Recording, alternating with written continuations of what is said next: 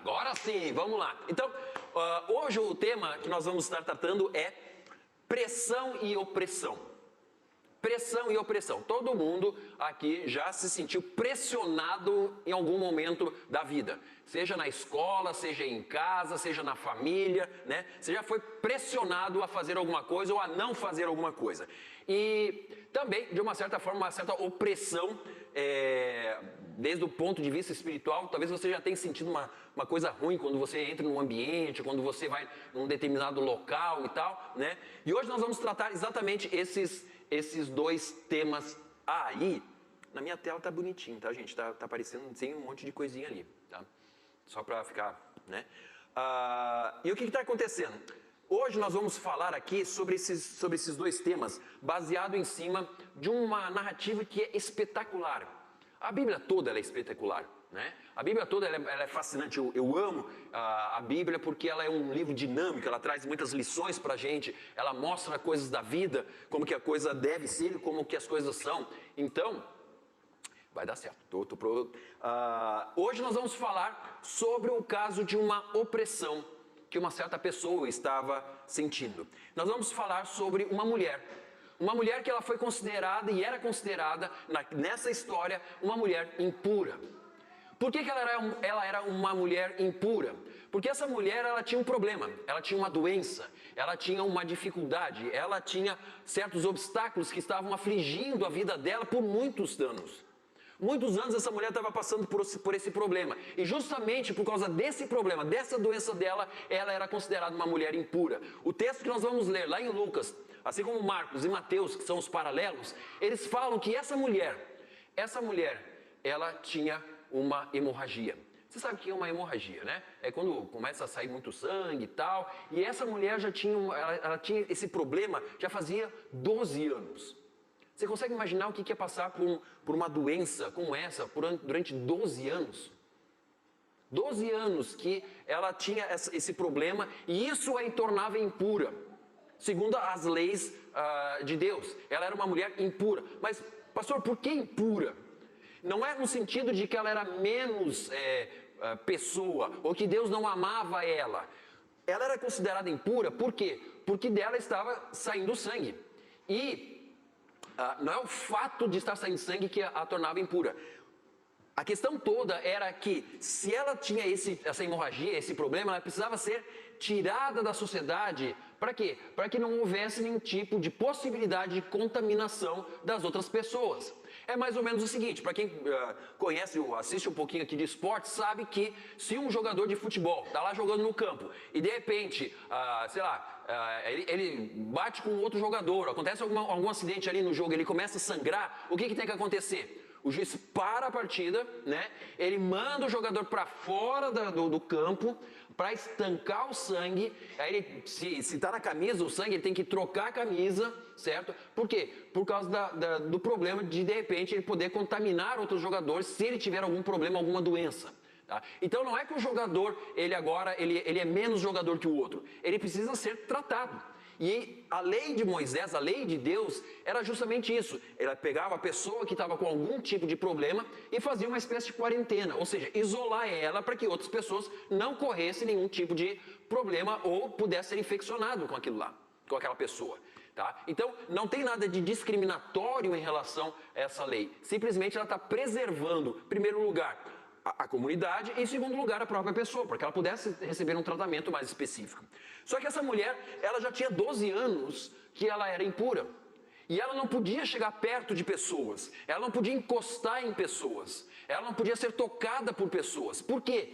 Porque se no momento que ela encostasse em alguém, né, aquela pessoa que foi encostada também tinha que ir para a quarentena. Porque podia ser que aquela mulher tivesse contaminado ela. Vocês estão entendendo qual é a lógica aqui? A lógica não é de isolar a pessoa porque ela é má. A lógica é de preservar a saúde do grupo. Agora, essa mulher por 12 anos, ela tem esse fluxo de sangue contínuo. E eu vou dizer uma coisa para vocês, é complicado isso. Quando eu era criança, eu devia ter devia ter uns 4 anos de idade, 3 para 4 anos de idade, eu tinha um problema muito sério de saúde. Porque eu não podia, por exemplo, sair no sol, como hoje, por exemplo. Se eu saísse no sol, ficasse ali uma meia hora no sol, era suficiente para começar a sair sangue no nariz. E não era uma gota, não era 10 gotas, eram 50 litros de sangue, que não parava de sair sangue. Não, não existe 50 litros, tá, gente? É um exagero, tá? É apenas uma maneira de dizer que saía muito sangue. E não parava, e não parava. Eu não podia fazer esportes, eu não podia fazer nada que eventualmente ocorresse ali dentro do meu nariz o rompimento de uma veia. Porque não parava. Uma vez eu tive que ir para o hospital, muito mal. Por quê? Porque eu perdi muito sangue. E aí, eu não quero nem lembrar disso. Gente, você sabe como é que estanca sangue? Alguém sabe como é que é a melhor maneira de você estancar sangue? Quando você está com uma hemorragia, uma coisa assim, você sabe como é que é? Não, apertando. Apertando daqui a pouco sai de novo. Vocês nunca assistiram aqueles filmes que a pessoa lá recebeu um tiro, aí eles tiram uma bala lá de dentro, o que o médico faz? Vai com uma faca, coloca no fogo, coloca um pano na boca do camarada e... Só assim, ó. Ui, né? Mas essa era a maneira como antigamente o pessoal fazia para estancar sangue. Tá? Se tinha uma ferida, alguma coisa assim, para o sangue não ficar jorrando, para a pessoa não morrer, tinha que... tem até um nome para isso daí. Cauterização, eu ia dizer para queimar o cara, mas tudo bem, cauterização, né? Agora, gente, faz isso dentro do nariz. Não vou falar sobre isso, não quero lembrar dessa história, mas eu tenho trauma até hoje dessa situação. Resumindo a história, graças a Deus, depois de algum tempo, não durou 12 anos, mas depois de algum tempo, eu não precisei mais ter problema com isso. Aí eu tive o meu nariz... sarou a veia lá dentro. Alguns dizem, é por isso que você tem esse nariz, né, Léo? Mas isso não vem ao caso. Essa mulher tinha um problema. E não parava de sangrar. Talvez, imaginando, os médicos até já tivessem feito essa cauterização, mas não parava. E agora, como é que a gente vai fazer? E nós não sabemos exatamente onde é que estava sangrando, a gente não sabe se isso tinha alguma coisa a ver com órgãos internos, mas o problema é que essa mulher tinha fluxo de sangue constante, ou seja, não parava. Você consegue imaginar o que é uma vida de 12 anos vivendo isso? É um problema muito grande. Agora, vamos ler comigo aqui o texto que está lá em Lucas capítulo 8, né? Estando Jesus a caminho, eu tenho que contar para vocês o que está acontecendo aqui. Jesus estava do outro lado do mar da Galileia. Jesus estava lá no outro lado, lá fazendo os milagres dele, expulsando demônio, fazendo um monte de coisa lá que ele fazia, tá? E de repente, ele disse, agora eu vou voltar para casa, vou voltar para Cafarnaum, para minha cidade, porque eu tenho que fazer as minhas coisas lá também. Aí ele entra no barquinho e atravessa o mar da Galileia, chega lá do outro lado. Quando ele chega lá do outro lado, sabe quem estava esperando ele? Um monte de gente, porque todo mundo queria falar com Jesus, queria que Jesus curasse a pessoa.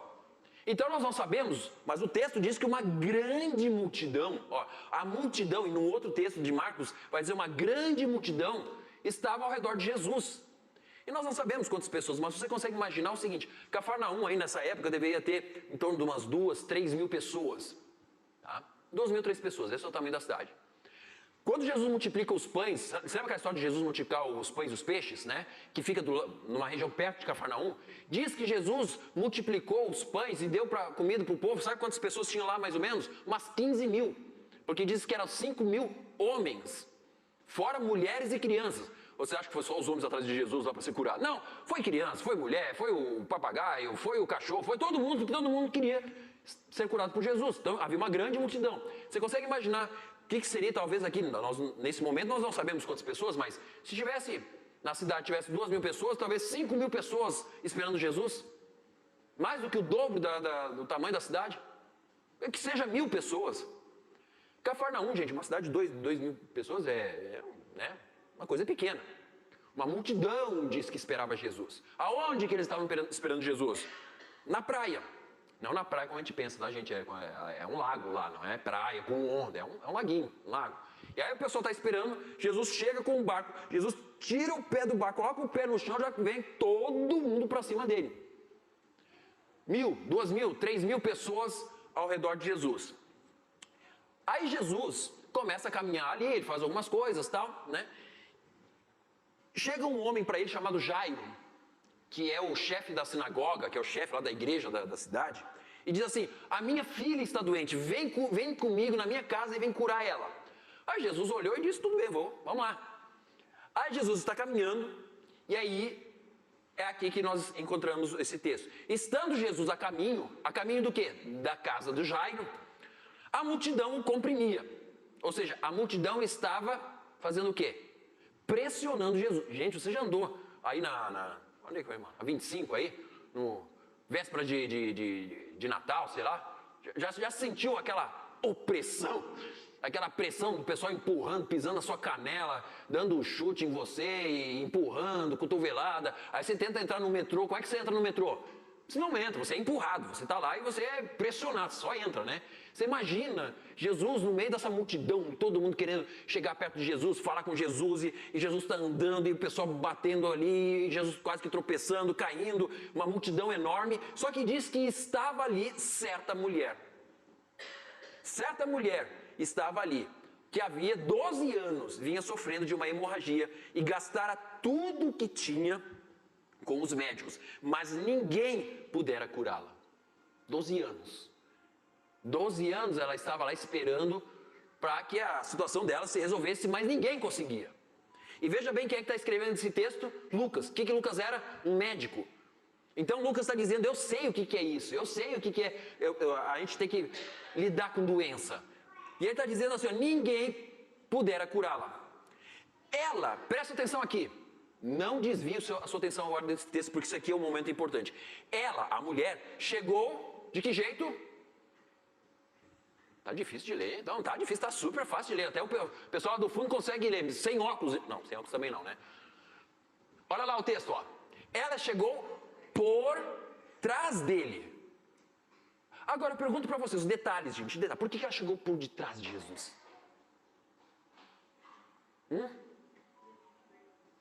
Vergonha? Medo? Respeito? Será? Lembre-se, essa mulher não podia tocar em ninguém, e ninguém podia tocar essa mulher. Você acha que ela ia chegar na frente de Jesus e dizer: Jesus, eu estou aqui, quero ser curada? Não, porque se acontecesse isso, o povo ia matar ela, porque ela não podia estar lá. O que acontece? Essa mulher vai serpenteando. Sabe o que significa serpenteando? Né? Uma multidão, 2.000, 3.000 pessoas. Ela vai ali, ó, só fazendo isso daqui, ó. E ela vai olhando, ela vai estar vendo que Jesus está ali. Ela está vendo que Jesus está que ela está se aproximando de Jesus. Falta mais 50 metros. Faltam 45 metros. Faltam 40 metros. Faltam 30 metros. Faltam agora 20 metros. E ela já começa a perceber que Jesus está logo ali. E preste atenção. Ela chega por trás e ela faz o quê? Tocou na borda do seu manto. E imediatamente cessou sua hemorragia. Jesus não viu ela. Ela que viu Jesus. Porque Jesus está andando, ele vai para a casa de Jairo. A mulher vai chegando e sabe o que é interessante? Olha só. Diz que ela tocou, ela não agarrou, ela não puxou, ela não se atirou, ela tocou. E essa mulher, ela é fascinante por causa disso. Ela não precisava da atenção de Jesus. Ela não precisava de uma conferência com Jesus. Ela não precisava de uma audiência com Ele. Ela precisava simplesmente de uma coisa. De um milagre de Jesus. E veja o que ela diz. Marcos, que é o texto para ela, diz assim, ó. Você imagina ela sentada na sua casa ou na rua, e de repente ela começa a ver aquela multidão se alvoroçando lá na praia, na beira do lago, e ela, o que está acontecendo? Aí alguém diz para ela, Jesus voltou. E essa mulher, ela faz o quê? Fica parada? Fica sentada? Ela diz assim, é Jesus, né? ele pode me curar. Vou fazer aqui um Wi-Fi com Jesus, né? Vou me conectar com Jesus, e aí eu vou me conectar aqui mentalmente com Jesus, e aí ele vai ver que eu estou aqui, e aí ele me cura, ele vai me curar aqui. Foi isso que ela fez? Não. Essa mulher, ela entendeu, Jesus está aqui. Essa é talvez a minha última oportunidade que eu tenho na vida de ser curada, de resolver o meu problema. Essa mulher não ficou sentada, gente. Essa mulher levantou e ela disse, eu vou até ele. Porque se tão somente eu tocar no seu manto, eu vou estar curada.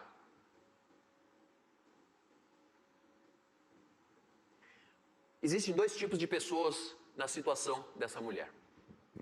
Um tipo de pessoa vai dizer o seguinte, hoje é o dia do milagre. Hoje eu vou tocar em Jesus. Levanta e vai. Existe a outra pessoa que vai dizer,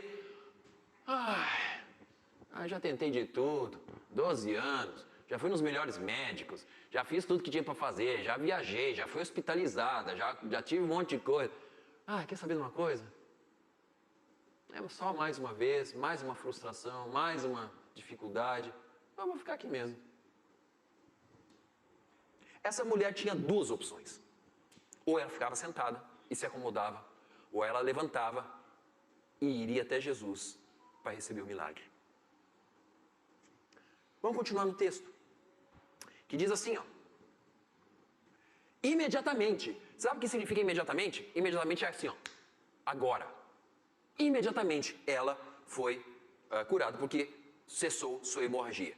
E aí, você imagina aquela confusão, todo mundo se apertando, acotovelando lá, e Jesus tentando andar, e de repente, Jesus para,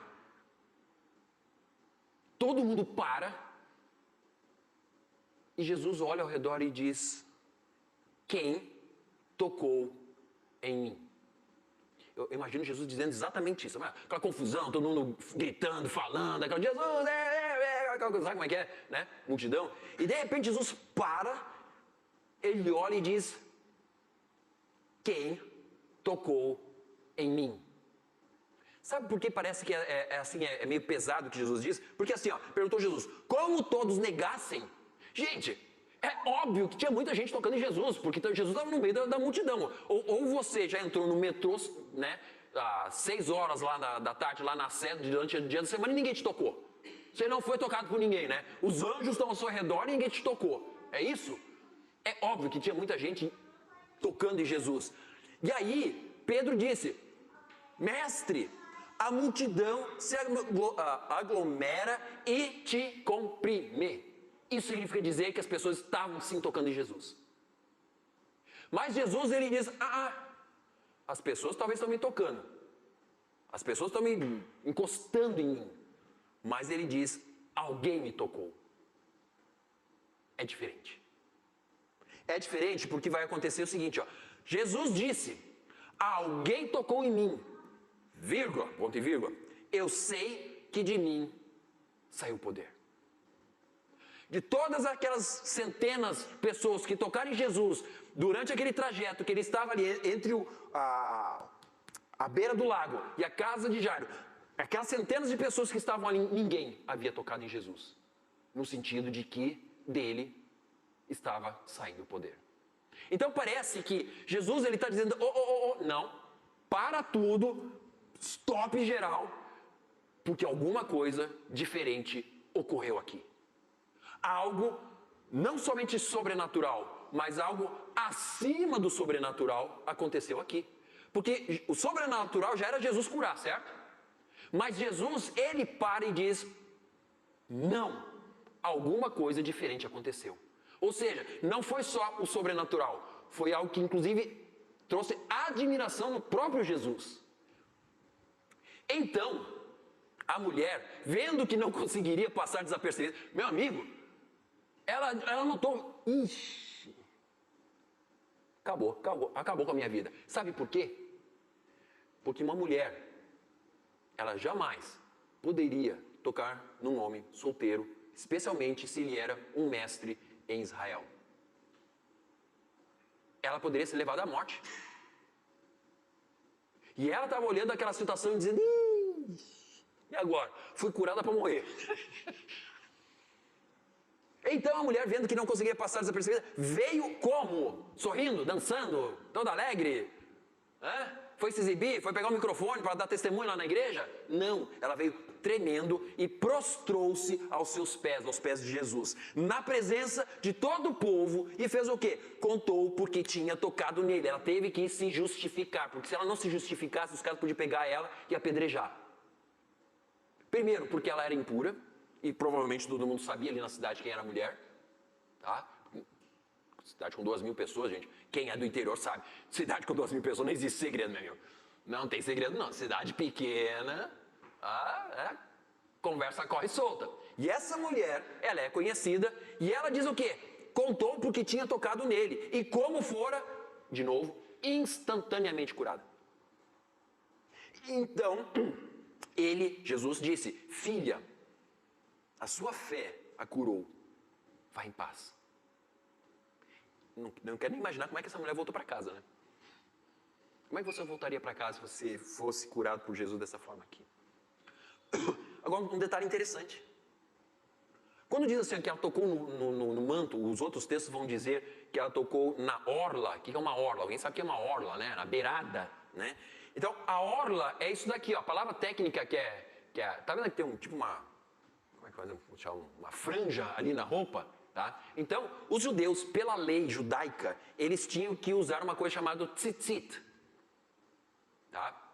Aquela franja ali, como vocês podem ver ali aqui tá moderno, não é Jesus não, tá, gente? Mas aqui tá moderninho ali, ó. Então, tem essas franjas ali, certo? E foi nessas franjas que a mulher passou a mão. Ela encostou na franja. E esse tzitzit aí, está lá em Números capítulo 15, que era uma ordem de Deus, era um conjunto de franjas que servem como meio de lembrança dos mandamentos de Deus, de dizer, nós somos povo de Deus. E também serve como lembrança de que Deus pode perdoar e Deus pode curar. Que o Deus de Israel, o Deus da Bíblia é um Deus dos vivos e não o Deus dos mortos, que é o Deus que é o nosso médico. É aquele que nos cura, é aquele que nos perdoa. Então, essa franja, ela simboliza essa ligação desse povo com esse Deus. Então, quando essa mulher, ela estava na sua casa, parada, olhando, e viu tudo aquilo, ela pensou, eu vou até Jesus e tocar no tzitzit dele. Ela não agarrou, ela não puxou, ela não pulou em cima, ela disse, tocar. E é interessante que quando ela toca naquilo, ela não agarra, ela toca. O texto diz que Jesus falou imediatamente, alguém me tocou. Por quê? De mim saiu o poder. Eu fico olhando para esse texto e fico imaginando a fé dessa mulher. Poucas pessoas na Bíblia, no caso do Novo Testamento, nos Evangelhos, poucas pessoas surpreenderam Jesus, sabia? Que eu me recordo agora, só 2. Primeiro foi essa mulher, que ela nem israelita era, por sinal, ela era sírio-cananeia. Então, ela surpreendeu Jesus. E outro foi o centurião, que também surpreendeu Jesus, ao ponto dele dizer, em toda Israel não vi uma fé como desse homem aqui. São os 2 casos que surpreende Jesus. E essa mulher, quando ela tocou Jesus, ele disse algo mais do que extraordinário aconteceu. Eu fico agora com essa imagem na cabeça. Você consegue imaginar o drama que ela viveu até ela encostar? Você consegue imaginar tudo que ela teve que superar para chegar até o momento de tocar? Você sabe quanta, talvez, cotovelada ela levou? Pisão, empurra. E essa mulher estava ali, ela não queria nem saber. Ela foi abrindo e, eu acho que nem pediu licença, mal educada. Não pediu licença. Vai saindo. Sai da frente que eu quero a minha cura. Eu quero Jesus. Eu quero algo de Jesus. E nada vai me impedir. Isso surpreendeu Jesus. A minha pergunta hoje é: quais têm sido os empecilhos que têm te desanimado de tocar em Jesus? De tocar na orla, na tzitzit? Porque não é o tzitzit, não é a orla, que tem poder. É o próprio Jesus. E essa mulher, ela sabia. Vocês acham que essa mulher ela era mística, que ela achava que era aquele pano que podia curar? Não, ela sabia que era Jesus que curava. Mas ela disse, eu não vou importunar o mestre. Eu quero simplesmente a minha cura. E ele pode continuar o ministério dele, pode fazer o que ele quiser, curar, mas eu quero a minha bênção hoje. Porque eu não aguento mais.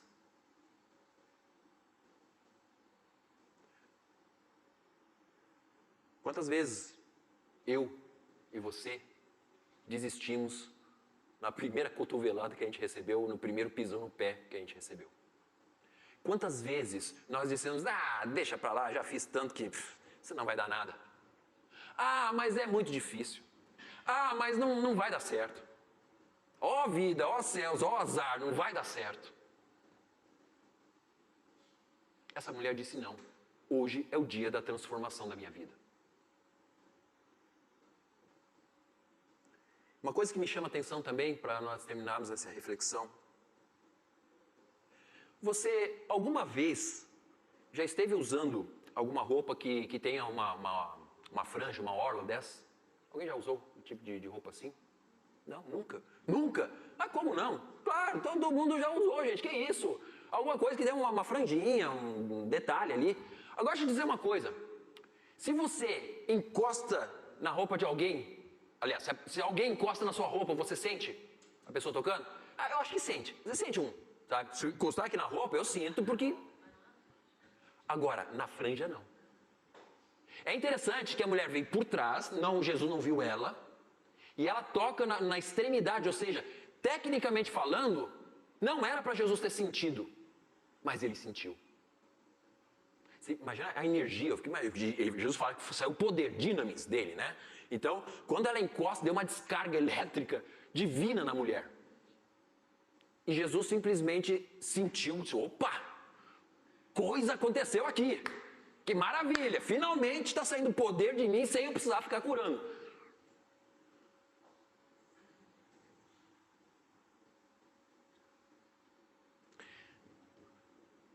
Alguma vez você já tocou no manto de Jesus? Alguma vez você já percebeu, já sentiu um milagre acontecer na sua vida? Alguma vez você já teve a ousadia de dizer, Senhor, o Senhor é o dono de todas as coisas, eu faço o que o Senhor quiser, mas eu te peço como filho, como filha, por favor, me dá isso. Porque eu preciso de uma cura, eu preciso de uma bênção, eu preciso de uma transformação, eu preciso que o Senhor toque no meu marido, na minha esposa, no meu filho, no meu pai, etc. Alguma vez você já teve a ousadia, como essa mulher teve a ousadia de chegar até Jesus? E veja bem, Jesus não tinha obrigação de curar essa mulher. Ele tinha obrigação? Não, ele não tinha obrigação nenhuma. Mas a cura ocorreu porque essa mulher teve fé. Não basta ter apenas o poder de Jesus, tem que ter fé. Quer ver uma coisa? Deixa eu ver aqui, tem tomadas aqui. Você sabia que todas essas tomadas aqui tem uma coisa chamada DDP, que é diferencial de potencial? O que é um diferencial de potencial? Significa dizer que existe energia ali, entre aspas, parada ali naquela tomada.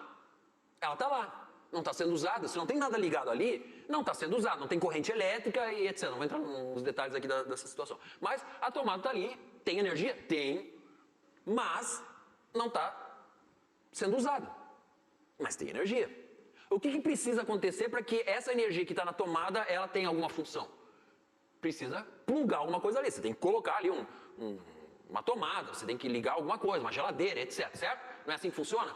Então, gente, Jesus ele tem todo o poder, ele é como se fosse a tomada, ele tem todo o poder, ele tem toda a graça, ele pode fazer muita coisa, mas se nós não tocarmos, a coisa não vai acontecer. E outra vez, vou dizer uma situação aqui, para ninguém dizer que eu estou falando bobagem ou heresia aqui. Não é que ele tem obrigação de curar, não é que ele tem obrigação de fazer.